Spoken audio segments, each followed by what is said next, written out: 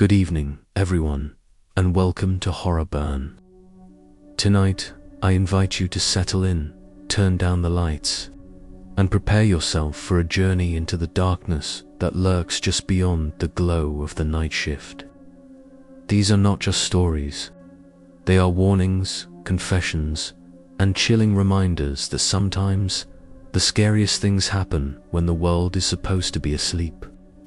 These are 10 true night shift horror stories that might just make you reconsider ever working after dark again. Let's begin with story 1.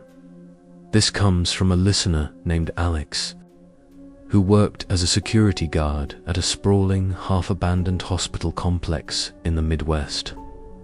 The hospital had been partially shut down for years, with only a few wings still in use. Alex's job was to patrol the empty corridors, check the locked doors, and make sure no one was trespassing. He'd always considered himself a skeptic, until one night, when the silence was broken by something he could never explain. It was just after 2 a.m. when Alex started his rounds on the 3rd floor, the oldest part of the hospital. The lights flickered overhead, casting long, trembling shadows on the peeling linoleum. He walked past the old maternity ward, now sealed off with heavy doors and warning signs. As he passed, he heard it, a faint, rhythmic sound, like a lullaby being hummed. He stopped, heart pounding, and pressed his ear to the door.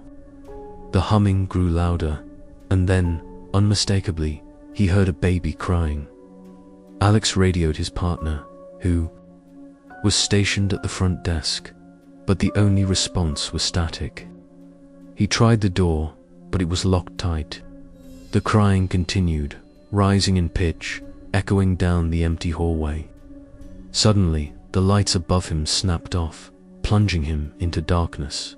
He fumbled for his flashlight, and as the beam cut through the gloom, he saw a shadow move behind the frosted glass window of the maternity ward. It was the silhouette of a woman, cradling something in her arms. He called out, but the figure didn't respond. Instead, she turned and walked deeper into the ward, vanishing into the darkness. The crying stopped. The lights flickered back on, and the hallway was empty once more. Alex never found an explanation. The security footage from that night was corrupted, and his partner swore he never heard a thing. But Alex never forgot the sound of that lullaby, or the way the darkness seemed to press in around him, as if the hospital itself was holding its breath. Story 2 comes from Maria, a nurse who worked the night shift at a long-term care facility. She'd always loved the quiet of the night, the way the world seemed to slow down. But one night, she learned that some things are better left unseen. It was a slow night, and Maria was making her rounds, checking on the residents. Most were asleep, but one woman, Mrs. Ellison, was wide awake, staring at the ceiling with wide, terrified eyes. Maria asked if she was okay, but Mrs. Ellison just shook her head and whispered, "He's here again." Maria tried to reassure her, but Mrs. Ellison grabbed her hand with surprising strength. "Don't go into the hallway," she hissed. "He's waiting for you." Maria smiled, thinking it was just another case of night terrors or confusion. But as she stepped into the hallway, she felt it, a sudden, icy chill, as if she'd walked into a freezer. The lights at the far end of the corridor flickered, and for a moment, she thought she saw a tall, shadowy figure standing beneath the exit sign. She blinked, and it was gone. She finished her rounds quickly, but the feeling of being watched never left her. Later that night, she checked the security cameras, and her blood ran cold.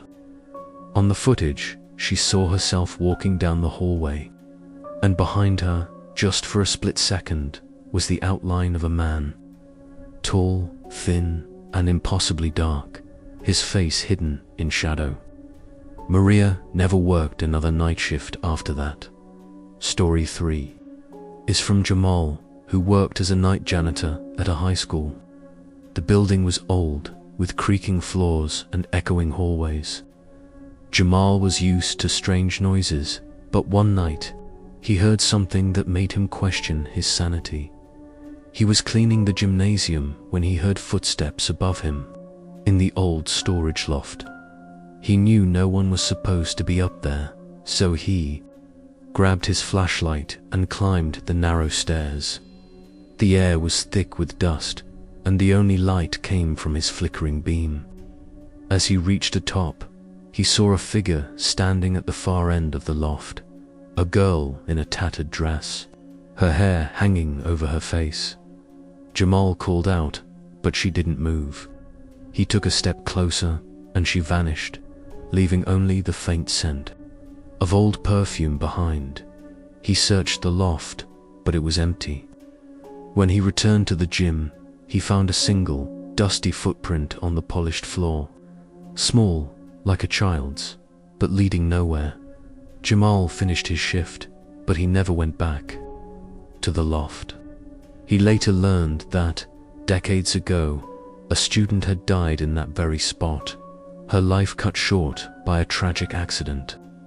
Some say she still wanders the halls.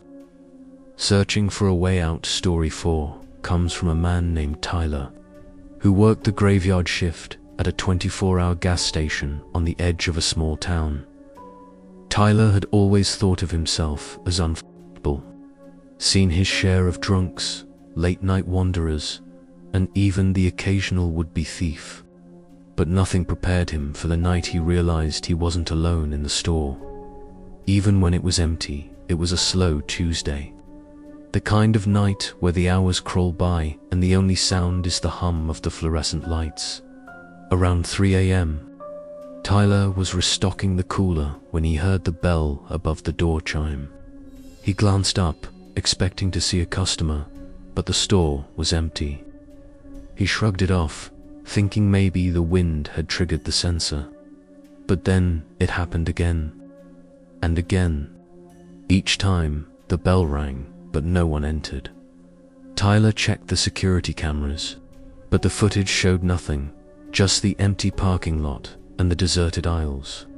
He tried to focus on his work, but the sense of unease grew stronger. Then, as he was mopping near the coffee station, he heard footsteps, soft, shuffling, like someone dragging their feet. He spun around, but the store was still empty. He called out, "Hello, is someone there?" No answer. The footsteps stopped. Tyler's heart pounded in his chest. He tried to convince himself it was just his imagination, but then he saw it. A single, wet footprint appeared on the freshly mopped floor, right in front of him. It was small, almost childlike, and it hadn't been there a moment before. He backed away, eyes fixed on the footprint, when suddenly the lights flickered and the radio behind the counter crackled to life. A voice, distorted and whispering, came. Through the static, Tyler couldn't make out the words, but the tone was pleading, desperate. He turned off the radio, but the whispering continued. Echoing through the empty store, Tyler finished his shift, but he never worked alone at night. Again, he later learned that, years before, a child had gone missing near the gas station, never to be found. Some say her spirit still wanders, searching for help that never came. Story 5 is from Priya, a young woman who worked as a night auditor at a historic hotel downtown. The building was beautiful but old, with creaking elevators and long, dimly lit hallways. Priya loved the quiet of the night shift, the way the city seemed to hold its breath. But one night, she discovered that some guests never check out. It was just after midnight when Priya noticed a woman standing at the far end of the lobby, dressed in an old-fashioned gown. She looked lost, her eyes wide and searching. Priya approached her, asking if she needed help, but the woman didn't respond. Instead, she turned and glided toward the grand staircase, her feet barely touching the floor. Wire followed, but as she reached the stairs, the woman vanished. Confused, Priya checked the guest list, but no one matching the woman's description was staying at the hotel. She shrugged it off, thinking maybe she was just tired. But the next night, the woman appeared again, this time in the hallway outside room 217. Priya watched as she drifted through the closed door, disappearing into the darkness. The room was unoccupied, locked and empty. When Priya unlocked it the next morning, she found a single, faded photograph on the dresser. A picture of the woman standing in the very same hallway taken decades before. Priya never saw the woman again, but she often wondered if the hotel's most loyal guest was still wandering its halls, searching for something or someone she'd lost long ago. Story 6 comes from a truck driver named Ben, who spent most of his nights hauling freight along lonely highways. Ben was used to the solitude, the endless ribbon of road stretching out before him. But one night, on a deserted stretch of interstate, he encountered something that made him question everything he thought he knew about the world. It was just after 2 a.m. when Ben saw the figure standing by the side of the road, a woman in a white dress, her hair blowing in the wind. She looked lost, her eyes fixed on the horizon. Ben slowed down, rolling down his window to ask if she needed help. But as he drew closer, she vanished, dissolving into the mist, shaken. Ben pulled over and got out of his truck, searching the roadside with his flashlight. There was no sign of the woman, no footprints in the dirt. He climbed back into his cab, heart racing, and continued down the highway. A few miles later, he saw her again, standing in the middle of the road, her arms outstretched. Ben slammed on the brakes, but when he looked up, she was gone. He drove the rest of the night with the radio blaring, trying to drown out the memory of her empty, searching eyes. Ben later learned that, years before, a woman had died in a car accident on that very stretch of road. Some say she still appears to travelers, searching for a ride home that never comes. Story 7 comes from a woman named Danielle who worked as an overnight cleaner at a massive, century-old theater in the heart of the city. The building was a labyrinth of velvet curtains, gilded balconies, and echoing corridors.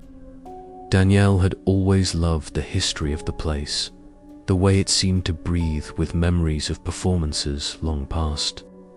But she never expected to become part of the theater's own ghost story. It was a little after 1 a.m. when Danielle was polishing the brass railings on the upper balcony. The theater was silent, except for the distant hum of the city outside. As she worked, she heard the faint sound of music, soft, haunting, like a piano playing somewhere deep within the building. She paused, listening, but the music faded away. She shrugged it off, thinking maybe it was her imagination. But then she heard footsteps on the stage below. She looked down and saw a man standing in the spotlight, dressed in an old-fashioned tuxedo. He was facing the empty seats, his posture rigid, as if waiting for applause that would never come. Danielle called out, but the man didn't move. Instead, he raised his arms as if to conduct an invisible orchestra, and the music swelled once more. Danielle hurried down the stairs, but when she reached the stage, the man was gone. The only sign he'd ever been there was a single white glove, lying in the center of the spotlight. She picked it up, feeling a chill run down her spine. The glove was old, yellowed with age, and embroidered with the initials JH. Later, Danielle learned that, decades ago, a famous conductor named James Hargrove had died suddenly during a performance in that very theater. Some say his spirit still lingers, forever waiting for his final ovation. Story 8 is from a paramedic named Chris, who worked the night shift in a busy city. Chris had seen his share of tragedy, but nothing prepared him for the call that would haunt him for years to come. It was a quiet night when the call came in. A car accident on a deserted stretch of road just outside the city. Chris and his partner arrived to find a single vehicle overturned in a ditch. The driver, a young woman, was trapped inside, unconscious but alive. As Chris worked to free her, he heard a voice whisper in his ear, "Help her, please, help her." He looked around, but no one was there. The woman was still unconscious, and his partner was on the phone with dispatch. The voice came again, more urgent this time. "She doesn't have much time." Chris worked faster, adrenaline surging through his veins. He managed to free the woman just as the car burst into flames. As he carried her to safety, he glanced back and saw a figure standing in the shadows. A man, watching silently, his face obscured by darkness. The woman survived, but when Chris asked her about the man, she shook her head. "I don't remember anyone else," she said. "But I do remember someone telling me to hold on, that help was coming." Chris never forgot that night, or the feeling that someone or something had been watching over them. Story 9 comes from a night shift warehouse worker named Miguel. The warehouse was enormous, filled with towering shelves and endless rows of boxes. Miguel liked the solitude, the way the world seemed to shrink down to just him and the hum of the forklifts. But one night, he discovered he wasn't as alone as he thought. It was just after midnight when Miguel heard a strange noise coming. From the far end of the warehouse, a rhythmic tapping, like someone knocking on the metal shelves. He grabbed his flashlight and went to investigate, weaving his way through the maze of boxes. The tapping grew louder, more insistent, echoing through the empty space. As he rounded a corner, he saw a figure standing at the end of the aisle, a man in a dark hoodie, his face hidden in shadow. Miguel called out, but the man didn't respond. Instead, he turned and walked away, disappearing behind a stack of crates. Miguel followed, but when he reached the spot where the man had been, the aisle was empty. The tapping had stopped. He searched the warehouse, but found no sign of the intruder. When he checked the security cameras, he saw himself walking down the aisle, but the man in the hoodie was nowhere to be seen. Miguel finished his shift, but he never forgot the feeling of being watched, or the sound of that relentless tapping in the dark. Story 10 is from a nurse named Evelyn, who worked the night shift in a small rural hospital. The building was old, with creaking floors and flickering lights. Evelyn had always prided herself on her calm demeanor, but one night, she faced something that shook her to her core. It was a stormy night, the wind howling outside as Evelyn made her rounds. Most of the patients were asleep, but one room was empty, room 12, which had been unoccupied for weeks. As she passed by, she heard a faint whisper coming from inside. She paused, listening, but the whispering stopped. Curious, she opened the door and stepped inside. The room was cold, the air heavy with the scent of rain. As she turned to leave, she saw a figure standing by the window, a woman in a hospital gown, her hair hanging over her face. Evelyn froze, heart pounding. The woman turned, revealing eyes that were empty, hollow. Evelyn stumbled back, slamming the door behind her. When she looked again, the room was empty. She checked the patient records, but no one had been assigned to room 12 in months. The next morning, she found a single, wilted flower on the windowsill. A flower that hadn't been there the night before. Evelyn never spoke of what she saw, but she never worked the night shift again. Now that you've heard the 10 stories, you might be thinking that these are just isolated incidents, strange, unsettling, but ultimately explainable. But what if I told you that these stories are just the tip of the iceberg? That for every tale shared, there are dozens more whispered in break rooms, confessed in hushed tones, or scribbled in journals that never see the light of day.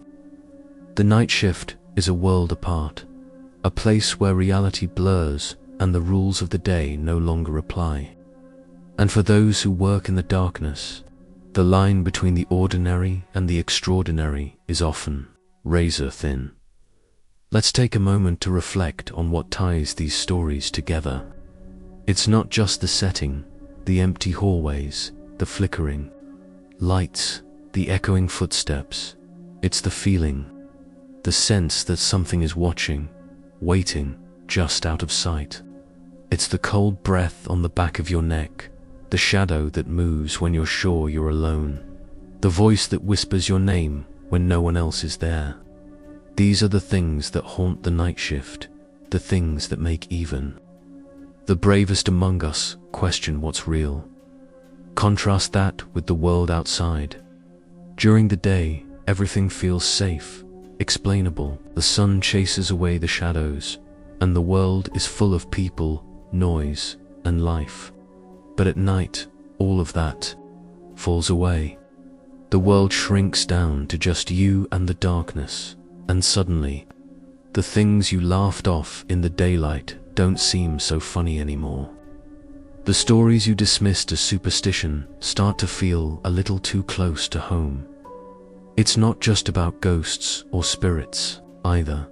Sometimes, the scariest things are the ones that can't be explained at all.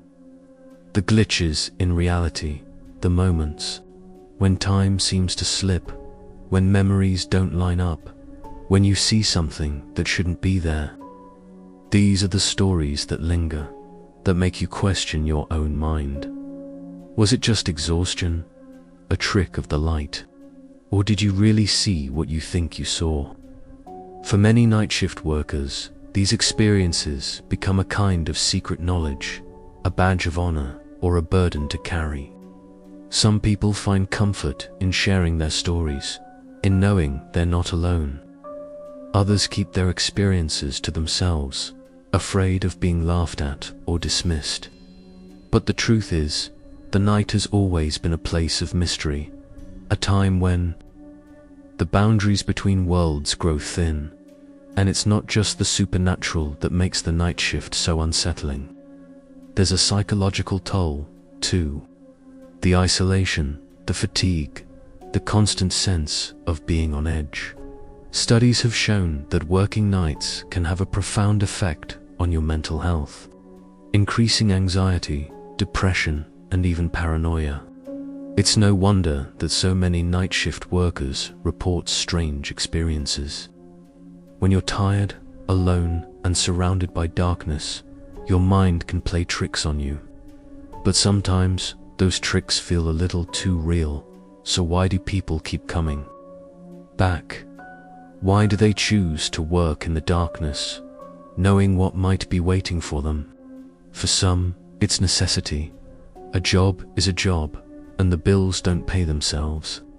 For others, it's the quiet, the solitude, the sense of being part of a secret world that most people never see. And for a few, it's the thrill, the adrenaline rush of facing the unknown, of standing on the edge of something vast and unknowable. But no matter the reason, one thing is clear: the night shift changes you. It makes you see the world differently, makes you question what's possible. It teaches you to trust your instincts, to listen to the little voice that says something isn't right.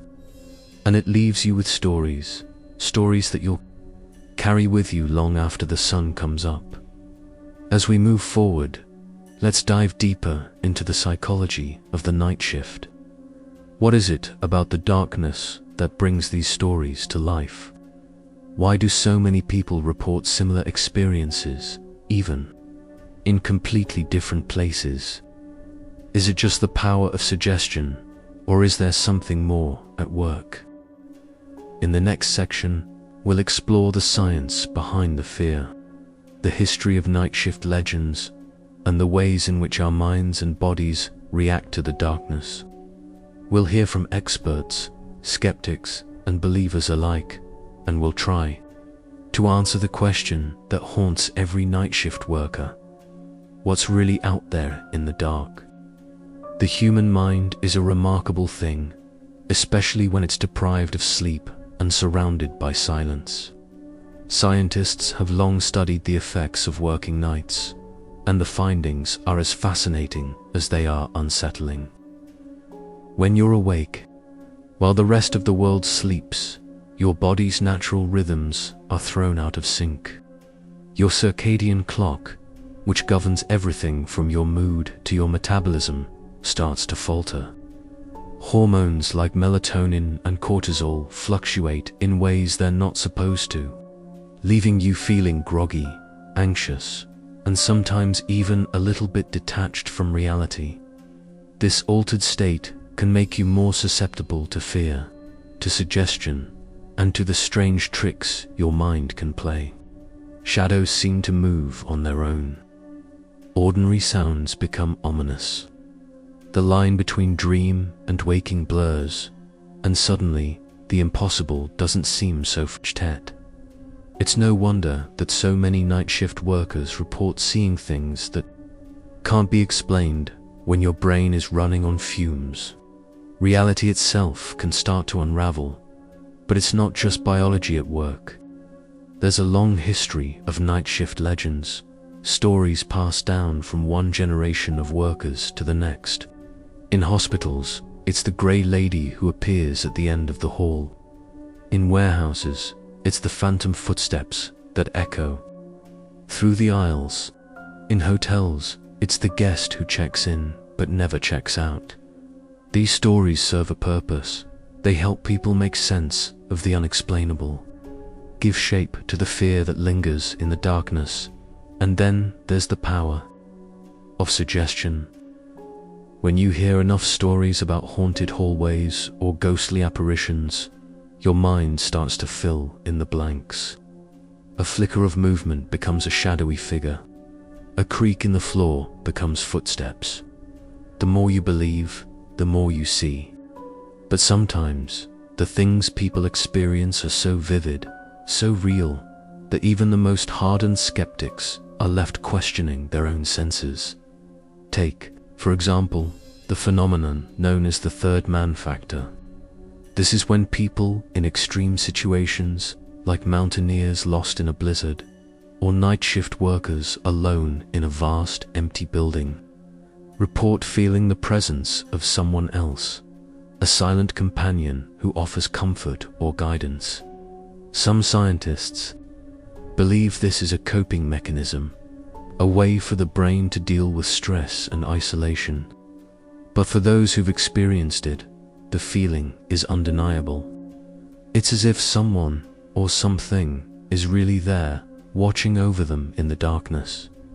Of course, not everyone is convinced. Skeptics argue that all of these experiences can be explained by psychology, by the effects of sleep deprivation, stress, and the power of suggestion. They point to studies showing that people are more likely to see ghosts or experience paranormal phenomena when they're tired, anxious, or alone. They say that the mind is a master of illusion, capable of conjuring up all sorts of phantoms when the conditions are right. But for every skeptic, there's a believer, someone who's seen something they can't explain, who's felt a presence that defies logic. And for those people, the night shift becomes a kind of proving ground, a place where the boundaries of reality are tested and sometimes broken. It's this tension between belief and skepticism, between science and superstition, that makes night shift horror stories so compelling. They force us to confront the unknown, to question what we think we know about the world. They remind us that, no matter how much we try to explain away the darkness, there are still mysteries that defy explanation, and perhaps that's why these stories endure. They tap into something deep and primal, a fear that's as old as humanity itself. The fear of the dark, of what might be lurking just out of sight. The fear that, when the world is quiet and the lights are low, we're not as alone as we think. As we continue, we'll hear more stories, some terrifying, some heartbreaking, all unforgettable. We'll meet people who faced the darkness and come out the other side, forever changed by what they've seen. And we'll ask the question that lies at the heart of every night shift horror story. What would you do if it happened to you?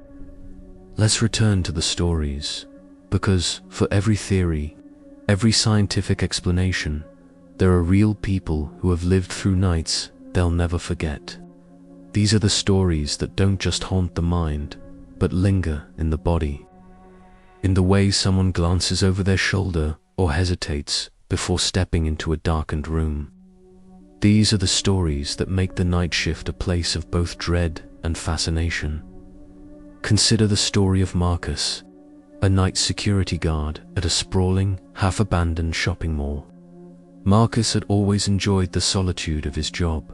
He'd walk the echoing corridors, flashlight in hand, listening to the distant hum of the air conditioning and the occasional scurry of a mouse. But one night, everything changed. It started with a simple noise, a faint tapping like fingernails on glass. Marcus followed the sound to the old arcade, a place that hadn't seen customers in years. The machines were dark, their screens covered in dust. But as Marcus approached, one of the machines flickered to life, its screen glowing with static. The tapping grew louder, more insistent. Marcus's heart pounded as he shone his light around the room, searching for the source. That's when he saw it, a shadow, darker than the rest, moving behind the row of machines. He called out, but there was no answer. The shadow darted from one corner to another, always just out of reach. Marcus tried to follow, but the room seemed to stretch and twist, the walls closing in around him. The air grew cold, and the tapping became a frantic drumming, echoing in his ears. Suddenly, the lights snapped off, plunging Marcus into darkness. He fumbled for his radio, but all he heard was static. The tapping stopped. In the silence, Marcus felt a presence behind him, cold, heavy, and unmistakably real. He spun around, but there was nothing there. When the lights finally flickered back on, Marcus found himself alone, the arcade silent once more. But on the screen of the machine, someone, or something, had written a single word in the dust: leave. Marcus quit his job the next day. Then there's the story of Leela, a night nurse in a psychiatric hospital. Leela had always prided herself on her compassion, her ability to connect with patients others found difficult. But one patient, a young woman named Sarah, was different. Sarah never spoke, never slept, and spent her nights staring out the window at the moonlit courtyard. One night, Leela found Sarah standing in the hallway, her eyes wide and unblinking. "He's coming," Sarah whispered, her voice barely audible. "He's almost here." Leela tried to comfort her, but Sarah only shook her head, backing away into the shadows. Later that night, as Leela made her rounds, she heard footsteps behind her, slow, deliberate, and echoing through the empty halls. She turned, but the corridor was empty. The footsteps continued, growing louder, closer. Leela's heart raced as she hurried back to the nurse's station, locking the door behind her. The next morning, Sarah was gone. Her room was empty, The window opened to the cold dawn air. No one ever saw her again. Leela never forgot the look in Sarah's eyes, or the sound of those footsteps following her through the darkness. And then there's the story of Tom, a delivery driver who worked the overnight shift in a city that never truly slept. Tom was used to strange encounters, drunks, insomniacs, the occasional lost tourist. But one night, he was sent to deliver a package to an address that didn't exist. The GPS led him to a narrow alley, choked with fog. Tom got out of his van, package in hand, and walked toward the only lit doorway.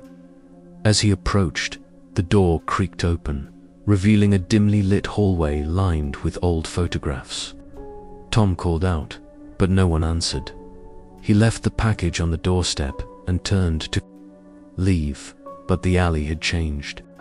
The buildings seemed taller, the fog thicker. Tom's van was gone. Panic rising, he retraced his steps, searching for any sign of the world he knew. Finally, after what felt like hours, he stumbled out of the alley and back onto the main road. His van was parked exactly where he'd left it, the city unchanged. But when Tom checked the delivery log, the address he'd visited had vanished from the system. No record of the order, no trace of the customer. Tom never took another night shift delivery again. These stories, and countless others like them, are the reason the night shift holds such a powerful grip on our imaginations. They remind us that, in the darkness, anything is possible, and that, sometimes, the scariest things are the ones we can't explain. But not every night shift horror story is about ghosts or vanishing people. Sometimes, the terror comes from the living, from the strange, unpredictable, and sometimes dangerous people who emerge when the world is asleep. The night shift is a magnet for the lonely, the desperate, and the lost, and those who work it often find themselves face to face with the darkest corners of humanity. Take the story of Jenna, who worked the overnight shift at a 24-hour diner on the outskirts of town. The place was a haven for truckers, insomniacs, and the occasional group of teenagers looking for a late-night snack. Jenna had seen it all: drunken arguments, tearful confessions, even the odd marriage proposal. But nothing prepared her for the night a man walked in just after 3 a.m. Soaking wet and barefoot, his eyes wild with fear. He slid into a booth and stared at the door, refusing to order anything. Jenna approached, asking if he was okay, but he just shook his head, muttering under his breath. She tried to offer him coffee, but he flinched at her touch, his whole body trembling. Finally, he whispered, "Don't let them in, please. Don't let them in." Jenna glanced outside, but the parking lot was empty. She tried to reassure him, but the man only grew more agitated. Suddenly, the lights in the diner flickered, and the man bolted from his seat, running to the back of the restaurant. He hid in the supply closet, refusing to come out. Jenna called the police, but by the time they arrived, the man was gone, vanished without a trace. The only sign he'd ever been there was a set of wet footprints leading out the back door and into the darkness. Jenna never found out who he was or what he was running from.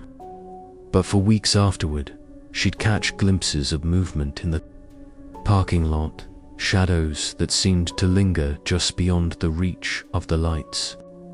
She started locking the doors after midnight, and she never worked a shift alone again. Then there's the story of Sam, a night shift custodian at a university library. Sam loved the quiet, the way the building seemed to belong to him alone after hours. But one night, as he was cleaning the stacks, he heard the unmistakable sound of someone crying. He followed the sound to a dark corner of the basement, where he found a young woman sitting on the floor, her face buried in her hands. Sam asked if she was okay, but she didn't respond. He knelt beside her, trying to offer comfort, but when she finally looked up, her eyes were empty, glassy, and unfocused, as if she were looking right through him. She stood and walked away, disappearing into the shadows. Sam searched the basement, but she was gone. The next day, he mentioned the encounter to a librarian who grew pale and told him that, years ago, a student had taken her own life in that very spot. Since then, several night workers had reported seeing a woman in the basement, always crying, always alone. Sam never went down there after dark again. And then there's the story of Victor, a taxi driver who worked the graveyard shift in a city known for its nightlife. Victor had picked up all kinds of passengers, partygoers, business travelers, even the occasional celebrity. But one night, he picked up a woman in a red dress who asked to be taken to the edge of town. The ride was silent, the woman staring out the window, her face hidden by her hair. When they reached the destination, a deserted crossroads, she handed Victor a folded piece of paper and stepped out of the cab. Victor watched as she walked into the darkness, her figure swallowed by the night. Curious, he unfolded the paper. It was blank. When he looked up, the woman was gone. Victor drove back to the city, shaken. The next night, he found the same piece of paper on his dashboard, folded exactly as before. He never saw the woman again, but he kept the paper as a reminder that some fears are best left uncollected. These encounters with the living can be just as unsettling as any ghost story. They remind us that the night is a time of vulnerability when the usual rules don't apply and anything can happen. For those who work the night shift, every shadow holds a secret, and every stranger could be a story waiting to unfold.